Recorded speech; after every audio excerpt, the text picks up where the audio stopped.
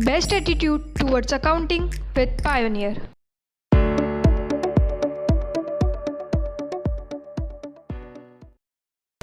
आनंद मंगल। कैसे हैं आप लोग? Anand. Materiality concept, materiality principle. आज मैंने एक मशीन परचेस करी, तो वो जो मशीन मैंने परचेस करी है उसकी प्राइस है 1 लाख। तो वो मशीन मेरे लिए कैपिटल एक्सपेंसेस है कि रेवेन्यू एक्सपेंसेस है? कैपिटल एक्सपेंसेस, क्योंकि उसका फ्यूचर बेनिफिट है, वो इसी अकाउंटिंग ईयर में खत्म नहीं होगी, उसका फ्यूचर बेनिफिट है, तो वो मेरे लिए कैपिटल एक्सपेंसेस है, बैलेंस शीट में जाएगा। बराबर है? मैंने गुड्स परचेज करा तो रेवेन्यू है, सैलरी पेड करी रेवेन्यू एक्सपेंसेस, गुड्स सेल करा रेवेन्यू इनकम, रेंट पेड करा रेवेन्यू एक्सपेंसेस, वेजेस पेड करा रेवेन्यू एक्सपेंसेस, मशीन खरीदी कैपिटल एक्सपेंसेस, बिल्डिंग परचेज करी कैपिटल एक्सपेंसेस। बराबर? तो जिसका फ्यूचर बेनिफिट है वो हमारे लिए एसेट्स है, वो कैपिटल एक्सपेंसेस है, और जिसका फ्यूचर बेनिफिट नहीं है, मतलब वो जो कास्ट है वो एक्सपायर्ड हो गई, तो वो रेवेन्यू नेचर का, वो एक्सपेंसेस हो गया। यही बात अपन ने पहले भी डिस्कस करी थी। क्लियर? लेकिन कभी कभी ऐसा होता है कि मैंने एक कैलकुलेटर खरीदा 500 रुपीज का, और वो कैलकुलेटर मेरे इतना कम यूज में आता है कि कैलकुलेटर जो है मेरे यहाँ 5 इयर्स तक यूज में आएगा।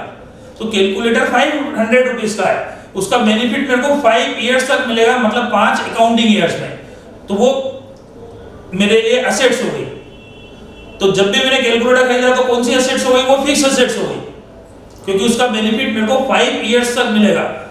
तो 5 इयर्स तक, मतलब 100 रुपीज हर साल। तो अब मेरे को कायदे से यहाँ पे 500 के कैलकुलेटर को कैपिटल एक्सपेंसेस कंसीडर करना चाहिए, और 5 इयर्स तक 100 rupees per year per annum depreciation charge करना चाहिए। बराबर है ना? बिल्कुल सही। लेकिन बात ये आती है कि यार वो 500 रुपीज का कैलकुलेटर है, मेरा इतना बड़ा कामकाज है, वो 500 रुपीज मेरे लिए बहुत बड़ा फिगर नहीं है, बहुत मायने नहीं रखता। तो मेरा तो ऐसा कहना है कि यार कैलकुलेटर खरीदा ना, तो मैंने मेरे अकाउंटेंट को बोला कि भैया काम कर, इसको तो तू स्टेशनरी अकाउंट में डेबिट कर दे, एक्सपेंसेस कंसीडर कर ले, P&L में इसको रिकॉर्ड कर लेना और मैटर खत्म कर। भले अभी कैलकुलेटर 4 दिन चले, 4 महीने चले, 4 साल चले, 5 साल चले, इससे मेरे को कोई फर्क नहीं पड़ता, क्योंकि वो कैलकुलेटर है, उसकी वैल्यू बहुत ज्यादा नहीं है, वो मेरे लिए बहुत मायने नहीं रखता है, वो बहुत छोटा फिगर है। तो भले ही उसका बेनिफिट मेरे को 5 अकाउंटिंग ईयर्स तक मिलेगा, तो मैं कैलकुलेटर का अकाउंट 5 साल तक कैरी नहीं करूंगा। 500 रुपए के लिए मैं अपनी लेजर बुक में 5 साल तक इतनी मगजमारी नहीं करता हूँ। तो वही मटेरियलिटी कंसेप्ट कि भैया एक आइटम एक बिजनेस के लिए कैपिटल नेचर का भी हो सकता है, दूसरे बिजनेसमैन के लिए वही चीज रेवेन्यू नेचर की भी हो सकती है। तो मेरा कहना है कि 500 रुपीज मेरे लिए बहुत छोटा फिगर है, तो मैं उसको रेवेन्यू एक्सपेंसेस शीट करूंगा और P&L में लिख दूंगा। एक छोटा बिजनेसमैन, उसने भी कैलकुलेटर खरीदा, तो वो कहता 500 रुपए का कैलकुलेटर खरीदा है, मतलब 500 रुपए उसके लिए बहुत बड़ा फिगर है।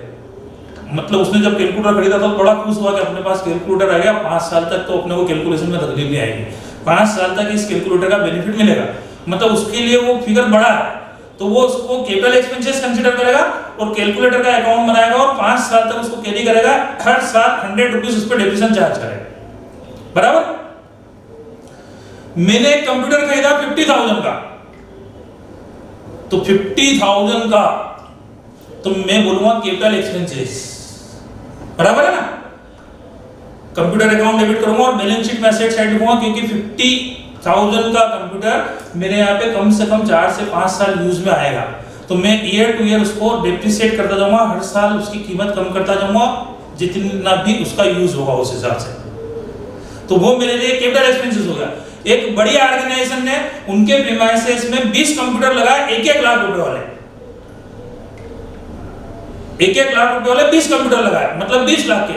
वो इतने बड़े, इतने लार्ज स्केल पे काम करते हैं, और उनने 20 लाख के कंप्यूटर को रेवेन्यू एक्सपेंसेस ट्रीट कर लिया।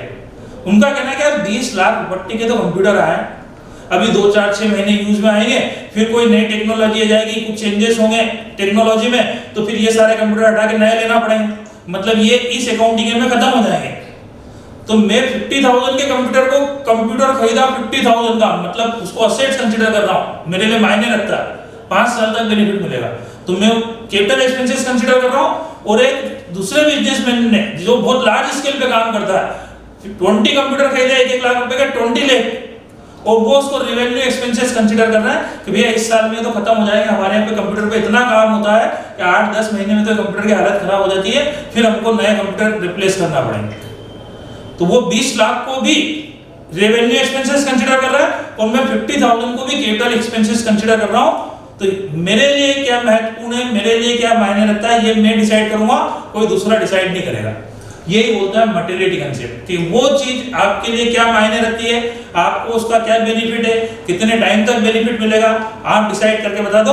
आप बोलोगे कि आपके बिजनेस में अंतर्गत ये कंप्यूटर जो 50,000 का खरीदा है ये कैपिटल एक्सपेंसेस है, तो कैपिटल एक्सपेंसेस कंसीडर कर लेंगे। और सेम चीज दूसरे बिजनेसमैन के लिए रेवेन्यू भी हो सकती है। ठीक है, कौन सा कंसेप्ट? Materiality concept. आपके लिए क्या महत्वपूर्ण है, क्या मायने रखता है, उसका बेनिफिट आपको कब, कैसे, कितना मिलेगा, ये आपको डिसाइड करना है। कोई थर्ड पार्टी आप कुछ भी बोले उससे कोई फर्क नहीं पड़ता। बराबर है? Fully disclose principle. तो हमारे यहां पे अकाउंटिंग स्टैंडर्ड फर्स्ट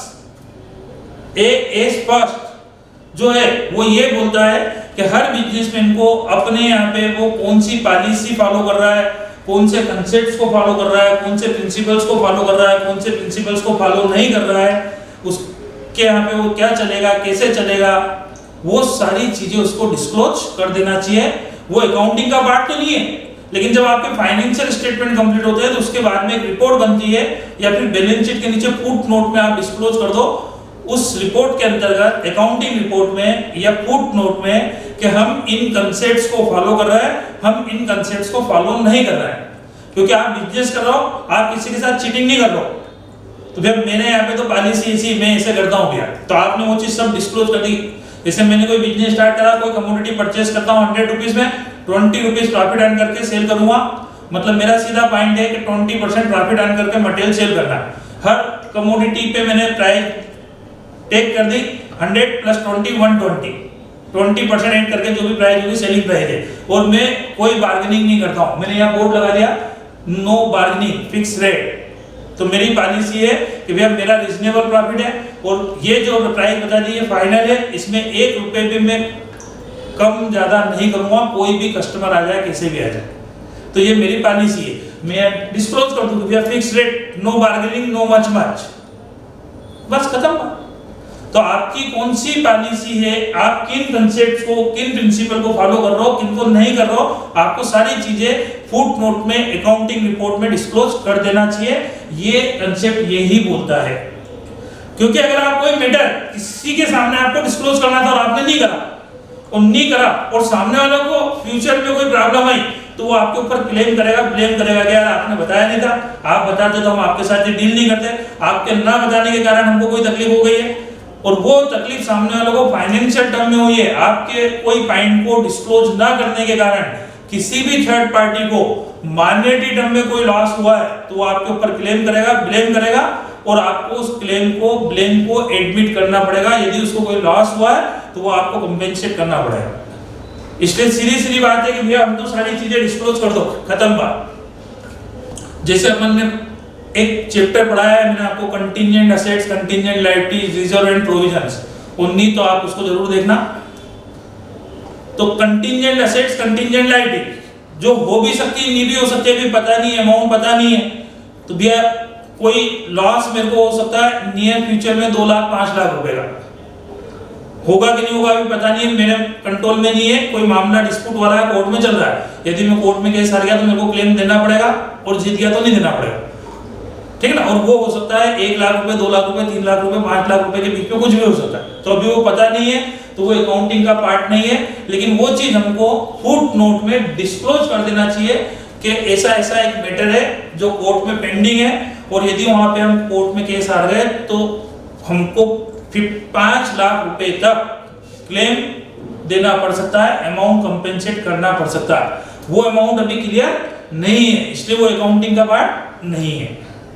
तो जो भी मैटर है वो आपको क्या करना चाहिए, डिस्क्लोज कर देना चाहिए, बता दो रे दादा सबको।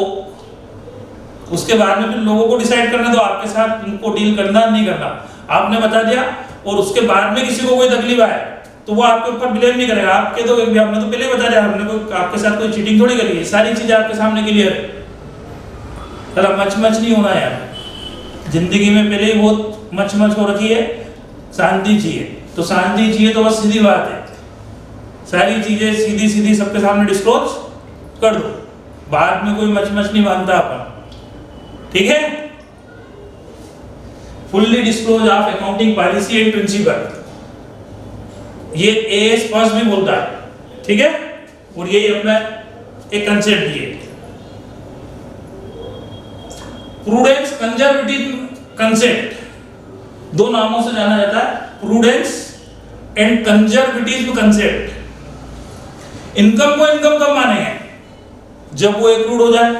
एक्सपेंसेस को एक्सपेंसेस कब मानेंगे, जब वो ड्यू हो जाए।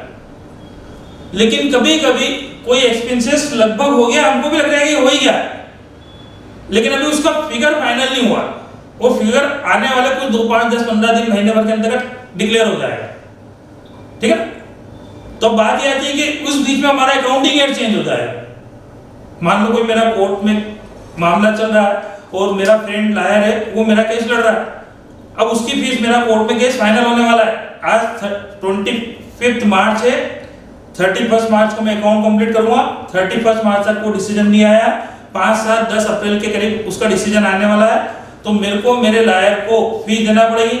तो मैं जब भी मेरे लायर से दोस्त से पूछता हूं तो फीस ही नहीं बताता, ले लेंगे यार, अरे यार तू साल भर से मेरा केस लड़ रहा है, तेरी फीस बनती है, बता दे, ले खत्म कर बेटा, तो ले लेंगे, अगले सप्ताह 10 दिन में डिसीजन आ जाएगा, ले लूंगा मैं। तो बात ये आती है कि वो मेरे से ले अगले महीने में लेगा, लेकिन वो अगला महीना नेक्स्ट मंथ, मतलब वो नेक्स्ट ईयर हो जाएगा, लेकिन वो एक्सपेंसेस नेक्स्ट ईयर का थोड़ी, वो तो इस अकाउंटिंग ईयर का। तो फिर अब क्या करें, तो यार आपको उसको इसी अकाउंटिंग ईयर में कंसीडर कर लेना चाहिए, लेकिन अमाउंट उसने बताया नहीं है फीस का। तो मैंने मार्केट में दूसरे लायर से पूछा कि भैया इस मैटर पे कितनी फीस बनेगी, उनने क्या करीब 10,000। तो अब 10,000 अमाउंट मेरे सामने क्या हो गया, क्लियर हो गया। तो नियर फ्यूचर में होने वाले एक्सपेंसेस और लॉस जिसका अमाउंट एस्टिमेटेड बेसिस पे किसी न किसी स्टैंडर्ड के बेसिस पे आपने डिसाइड कर लिया है, लगभग वो उतना ही होगा, तो आप उसको अकाउंटिंग में कंसीडर कर सकते हो। जो एक्सपेंसेस अभी हुआ ही नहीं है, नियर फ्यूचर में होने वाला है, तो फिर क्या ये एक्रूअल कंसेप्ट का वायलेशन माना जाएगा? क्योंकि वहां अपन ने बात करी थी इनकम को इनकम उस दिन मानेंगे जिस दिन वो एक्रूड हो जाती है, एक्सपेंसेस को एक्सपेंसेस उस दिन मानेंगे जिस दिन वो ड्यू हो जाता है। लेकिन अब हम ऐसे एक्सपेंसेस को रिकॉर्ड करने जा रहे हैं जो नियर फ्यूचर में होने वाला है और जिसका अमाउंट भी अभी एग्जैक्ट क्लियर नहीं है, लेकिन एक स्टैंडर्ड के बेसिस पे फिगर हमारे सामने आ गया 10,000, उसका अनुमानित फिगर, एस्टिमेटेड फिगर हमारे सामने आ गया 10,000। तो हम इसी अकाउंटिंग ईयर में 10,000 को रिकॉर्ड कर लेंगे और उसके लिए बनाएंगे प्रोविजंस। क्या बनाएंगे? प्रोविजंस। अब हो सकता है कि नेक्स्ट ईयर जब 10 दिन बाद में वो मेरे से फीस 10,000 ले ले, हो सकता है दोस्त है, फ्रेंड है तो 9,000 ले ले, हो सकता है कि दोस्त है तो कभी 11,000 भी बोलेगा तो मैं मना नहीं कर पाऊंगा, पर लगभग वो फिगर 10,000 के आसपास होगा, उसमें बहुत ज्यादा वेरिएशन नहीं होगा, वो हो सकता है 9 होगा, 10 होगा या 11 होगा। एक एस्टिमेटेड फिगर मेरे सामने आ गया था, तो मैं उस फिगर को कंसीडर करते हुए अकाउंटिंग में कंसीडर कर लूंगा, एक एंट्री पास करूंगा, प्रोविजन बनाऊंगा, और प्रोविजन बनाया जाता है प्रॉफिट एंड लॉस अकाउंट में से, प्रोविजन बनाया जाता है प्रॉफिट एंड लॉस अकाउंट में से, प्रोविजन बनाया जाता है प्रॉफिट एंड लॉस अकाउंट में से।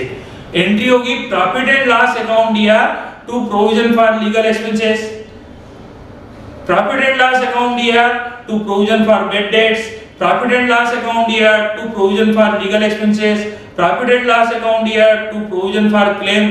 तो नियर फ्यूचर में होने वाले एक्सपेंसेस और लॉस के लिए हम प्रोविजन बनाते हैं, वो किसी भी पर्पस से हो सकता है, वो बैड डेट के लिए प्रोविजन हो सकता है, वो लीगल एक्सपेंसेस के लिए हो सकता है, वो क्लेम के लिए हो सकता है, ठीक है ना, और 50 प्रकार से हो सकता है।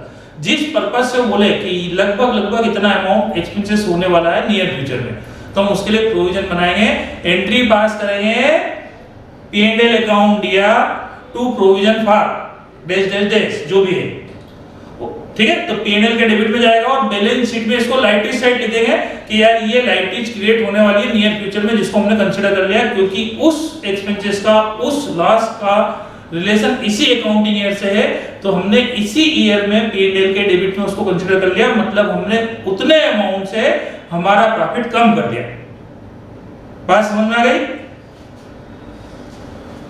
प्रूडेंस कंजर्वेटिव कंसेप्ट ये हमको परमिट करता है कि नियर फ्यूचर में होने वाले एक्सपेंसेस लास्ट जिसका अमाउंट लगभग क्लियर है, एस्टिमेटेड बेसिस पे आपके सामने क्लियर हो गया है, तो आप उसको अकाउंटिंग में कंसीडर कर सकते हो। उसके लिए हम बनाएंगे प्रोविजन बनाते हैं प्रॉफिट एंड लॉस अकाउंट में से, एंट्री होगी P&L अकाउंट ईयर टू प्रोविजन फॉर P&L के डेबिट में और बैलेंस शीट में लायबिलिटी साइड।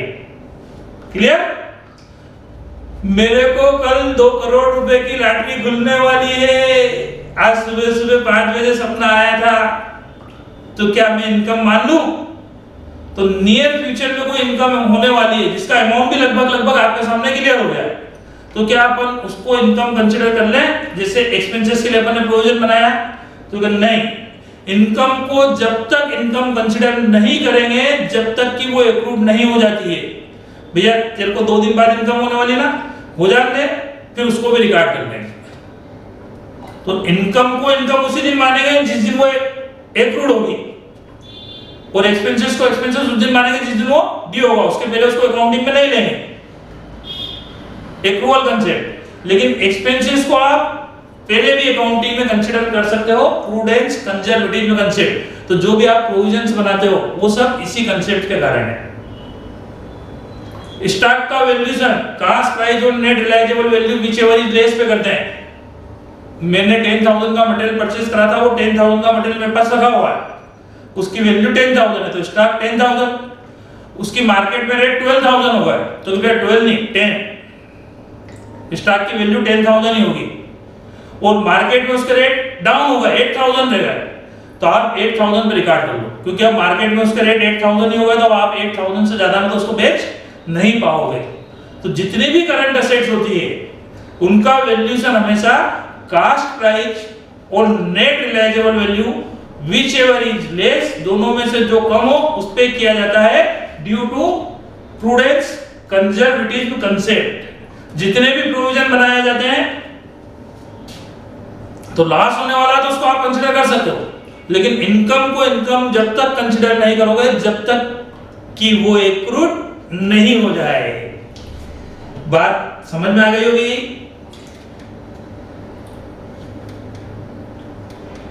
ठीक है ना, ये मैंने आपको समझा दिया। Next concept matching concept. Matching concept आपको ये बताता है कि अपन जो नेट प्रॉफिट कैलकुलेट करते हैं कि भैया नेट प्रॉफिट कितना हुआ, तो टोटल इनकम में से टोटल एक्सपेंसेस माइनस करके, टोटल रेवेन्यू में से टोटल एक्सपेंसेस माइनस करके जो डिफरेंस आता है वो कहलाता है नेट प्रॉफिट या नेट लॉस। तो अब वो प्रॉफिट या लॉस कब का है? तो आज मेरी रेवेन्यू, मेरी इनकम 50,000 की है और आज के मेरे एक्सपेंसेस 40,000 के हुए। हो सकता हो 50,000 रिसीव हुए हो या नहीं हो इनकम के, हो सकता है एक्सपेंसेस के 40,000 मैंने पेड करे हो या नहीं करे हो, ये एक अलग मैटर है। आज के मेरी इनकम है 50,000 की, आज के मेरे एक्सपेंसेस है 40,000, इसका मतलब आज का जो प्रॉफिट निकला है वो 10,000, 50 माइनस 40 10। तो जिस टाइम पीरियड के आप इनकम लोगे, रेवेन्यू लोगे, उसी टाइम पीरियड के आपको एक्सपेंसेस लेना है, चाहे वो पेमेंट हुए हो या नहीं हुए हो। तो आज की इनकम में से आज के एक्सपेंसेस माइनस करेंगे तो आज का नेट प्रॉफिट आएगा। इस वीक की इनकम में से इस वीक के एक्सपेंसेस माइनस करेंगे तो इस वीक का नेट प्रॉफिट आएगा। इस अकाउंटिंग ईयर की इनकम में से इस अकाउंटिंग ईयर के एक्सपेंसेस माइनस करेंगे तो इस अकाउंटिंग ईयर का नेट प्रॉफिट आएगा। यही मैचिंग कंसेप्ट है, ठीक है। आज मैंने जितना माल खरीदा था पूरा बेच दिया, मैंने 50,000 की सेल करी और आज मैंने परचेज करी थी 30,000 की, तो आज की मेरी सेल से 50, आज की मेरी परचेज से 30 और मेरे एक्सपेंसेस हुए 10, तो 50 माइनस 30 एंड 10 40 मेरे आज के एक्सपेंसेस है, तो आज का प्रॉफिट 10,000। लेकिन मैंने जो 30,000 का जो गुड्स परचेज करा उसमें से मैंने 1 रुपया भी नहीं दिया, तो कि भैया पेमेंट करा या नहीं करा इससे कोई फर्क नहीं पड़ता। आज की इनकम माइनस आज के एक्सपेंसेस, बराबर है? ये मैचिंग कंसेप्ट है। तो मैचिंग कंसेप्ट के बेसिस पे आपका नेट प्रॉफिट या नेट स्टॉक डिसाइड होता है। करंट ईयर की इनकम, करंट ईयर के एक्सपेंसेस, इसमें लास्ट ईयर और नेक्स्ट ईयर के फिगर कंसीडर नहीं किए जाते, तो वो करंट ईयर का नेट प्रॉफिट या करंट ईयर का नेट लॉस निकल के आता है ड्यू टू मैचिंग कंसेप्ट। ठीक है? करंट ईयर की इनकम में से करंट ईयर के एक्सपेंसेस माइनस करेंगे तो करंट ईयर का प्रॉफिट आएगा। ये इनकम में लास्ट ईयर और नेक्स्ट ईयर का कोई फिगर इंक्लूड नहीं होना चाहिए, यदि है तो उसको कैंसिल करो। और करंट ईयर के एक्सपेंसेस चाहिए, इन एक्सपेंसेस में कोई लास्ट ईयर या नेक्स्ट ईयर का फिगर इंक्लूड नहीं होना चाहिए। और यदि कोई फिगर इसमें ऐसा इंक्लूड नहीं है जो करंट ईयर का है, तो वो इसमें ऐड करेंगे।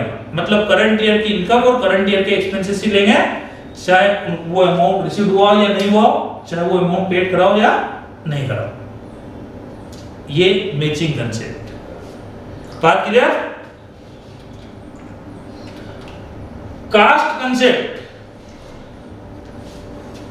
तो cost concept historical cost concept भी बोला जाता है इसको, कास्ट कंसेप्ट या हिस्टोरिकल कास्ट कंसेप्ट। तो ये कंसेप्ट हमको क्या बताता है? तो ये कंसेप्ट हमको ये बताता है कि कोई भी आइटम आप जिस रेट पे परचेज करते हो, वो रेट, वो कास्ट उस आइटम की हिस्टोरिकल कास्ट कहलाती है, और आपको उस आइटम को आपकी बुक में उसी रेट पे, उसी अमाउंट पे रिकॉर्ड करना है। एक कार खड़ी हुई है सामने, सेकंड हैंड है, करीब करीब उसकी कीमत 2 लाख रुपए, 2 लाख। मैं गया, मैंने सामने वाले से पूछा, मैंने कहा बेचना है क्या? तो उसको बेचना ही है। मैंने कहा दे कितने में? तो 2 लाख की। तो मैंने वो 2 लाख की कार 2 लाख रुपए में परचेज करी है। तो मेरी बुक में मैं एंट्री कार अकाउंट ईयर टू कैश 2 लाख से करूंगा, उस कार की हिस्टोरिकल कास्ट 2 लाख है, बराबर है? मैंने वो कार खरीदना है, ये बात सामने वालों को मालूम पड़ गई थी। तो मैं उसके पास गया, मैंने कहा भैया बेचना है क्या? तो कहने नहीं, तो आपको किसने बोला? मैंने कहा मैंने सुना है यार दादा। तो कहने नहीं बेचनी तो नहीं, पर आपके खरीदनी हो तो दे देना मुझे। मैंने कहा हमारे खरीदनी यार, दे दो। कितना की? तो क्या आपके लिए 2.5 लाख की? मेरे लिए 2.5 लाख की? तो कहा अब चूंकि मेरे को तो खरीदना ही थी, मेरे को तो 2.5 लाख रुपए में भी वो चीज जमती है, तो मैंने उस कार को 2,50,000 का पेमेंट करके परचेस कर ली। 1.5 साल मीटर खत्म, ज्यादा दिमाग नहीं लगाना, अपने को पसंद है ना खरीदो। तो वो कार मेरे लिए कितने की? तो मेरे लिए वो कार है 2,50,000 की। मेरी बुक में उसकी हिस्टोरिकल कास्ट 250 कंसीडर होगी और मैं 250 पे ही रिकॉर्ड करूंगा कार अकाउंट ईयर टू कैश। ठीक है? इसका तीसरा पॉइंट, 2 लाख की कार है, उसको आज अर्जेंट में फंड रिक्वायर्ड है, उसको पैसे की जरूरत है, बेचना ही है उसको। और ठीक है, तो मैं उसके पास गया, मैंने कहा बेचना है क्या? तो कहा हाँ। मैंने कहा कितने में? तो क्या 2 लाख की है, भले आप बाजार में रेट सर्च कर लो। मैंने कहा नहीं यार, हालत खराब है। तो फिर आपके कहीं लगे? मैंने कहा मैं 150 दे सकता हूँ, और उसको बेचना है, उसको फंड रिक्वायर्ड है, मेरे को मालूम पड़ गया था। तो उसने वो कार मेरे को 150 में दे दी। तो मैंने कार परचेस करी 150 में, मेरे लिए कार की हिस्टोरिकल कास्ट 150, मेरी बुक में मैं 150 पे रिकॉर्ड करूंगा। तो कोई भी आइटम अगर आप जिस रेट पे परचेस करोगे, वो चाहे गुड्स हो, चाहे एसेट्स हो, या एनी आइटम हो, वो उसकी हिस्टोरिकल कास्ट क्या कहलाती है? आपको उस आइटम को हिस्टोरिकल कास्ट पे ही बुक में रिकॉर्ड करना है, बराबर है? और यदि वो डेप्रिसिएबल एसेट्स है, जैसे कार फिक्स एसेट्स है, मैंने 2 लाख की कार खरीदी, 20% डेप्रिसिएशन लगेगा, तो साल भर बाद पहले दिन तो मैंने उसको 2 लाख पे रिकॉर्ड करी है हिस्टोरिकल कास्ट। ईयर एंडिंग में उसकी कीमत 20% कम हो गई, मैंने साल भर कार को यूज करा है, तो डेप्रिसिएशन चार्ज करेंगे 20%। तो 2 लाख का 20% 40,000, तो डेप्रिसिएशन 40,000 चार्ज करूंगा। तो एंड में, ईयर एंडिंग में उस कार की बुक वैल्यू होगी 160। तो अब मेरी बैलेंस शीट में मैं 160 लिखूंगा आफ्टर 1 ईयर, जब मैं फाइनेंशियल स्टेटमेंट कंप्लीट करूंगा। तो ठीक है, तो जिस प्राइस पे खरीदी थी वो इसकी हिस्टोरिकल कास्ट है। यदि वो डेप्रिसिएबल एसेट्स है, तो हम डेप्रिसिएशन चार्ज करने के बाद जो उसकी बुक वैल्यू होती है, रिटर्न डाउन वैल्यू होती है, वही हम बैलेंस शीट में रिकॉर्ड करेंगे। मार्केट में कभी भी रेट को कंपेयर नहीं करेंगे, मार्केट में उसका वैल्यूएशन नहीं करेंगे, हमको कोई कार बेचना नहीं है।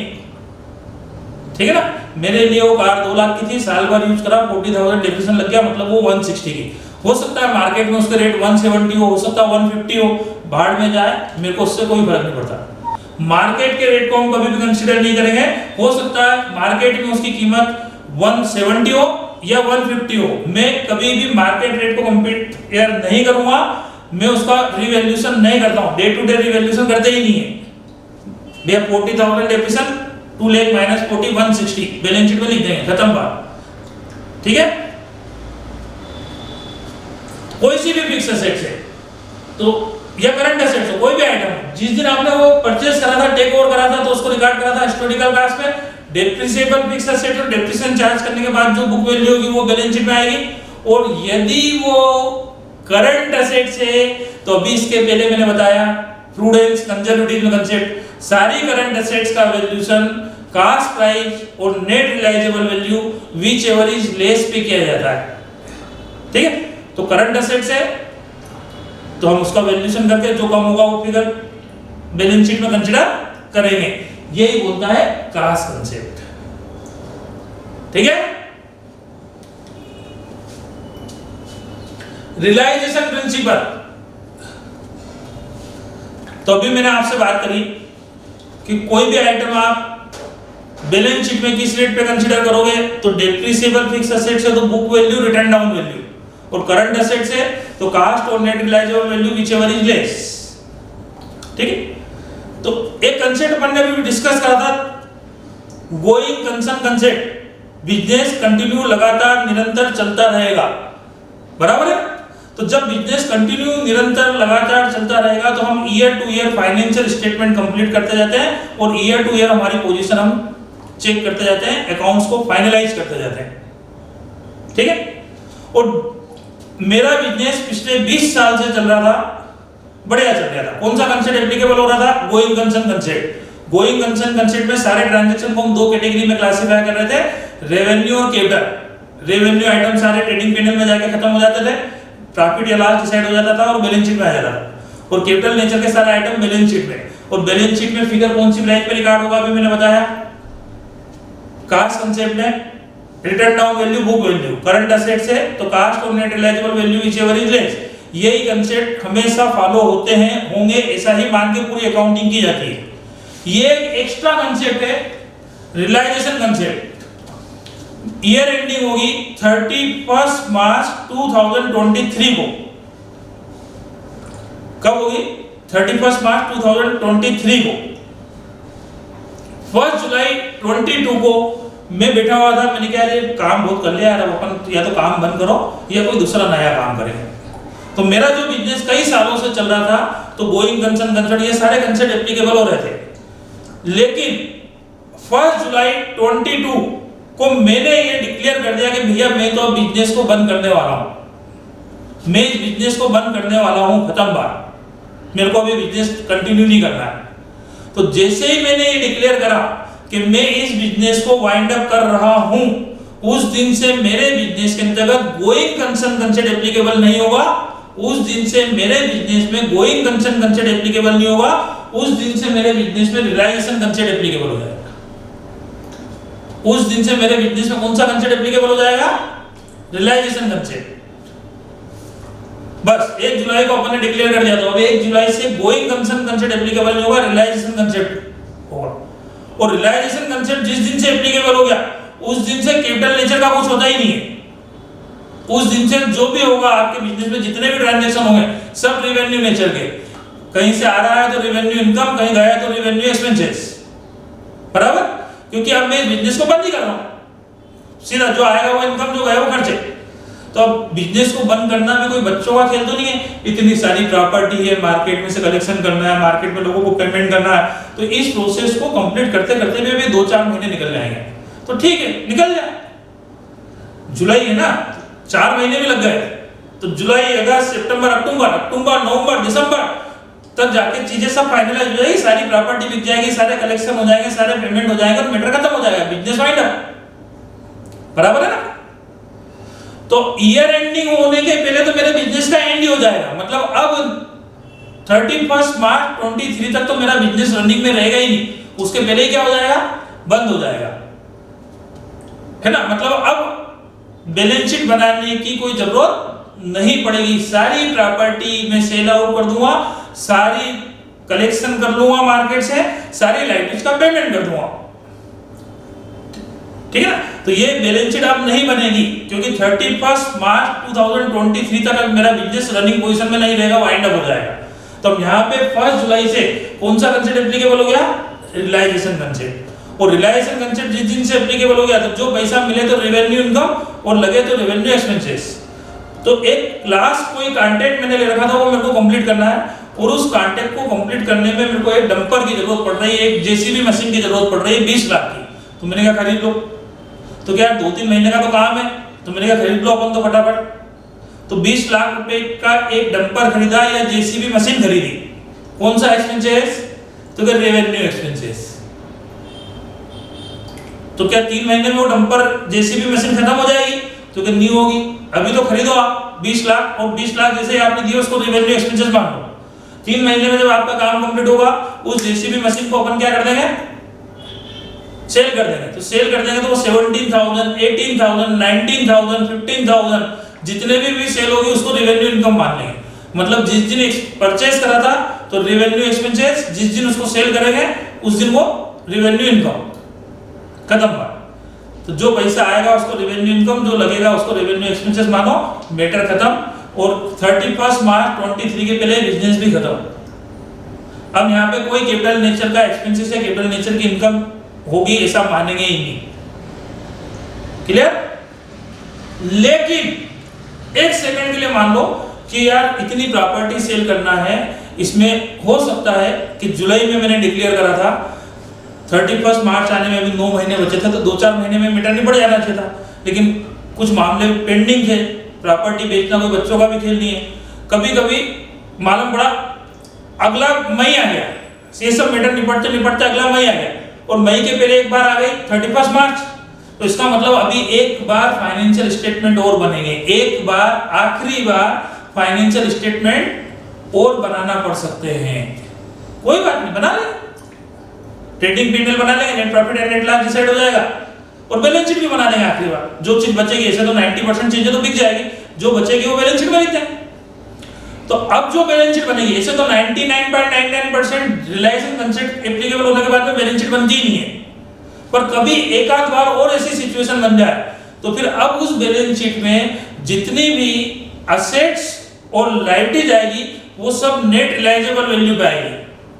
जितनी भी असेट्स और लायबिलिटी आएगी वो सब नेट रियलाइजेबल वैल्यू पे आएगी।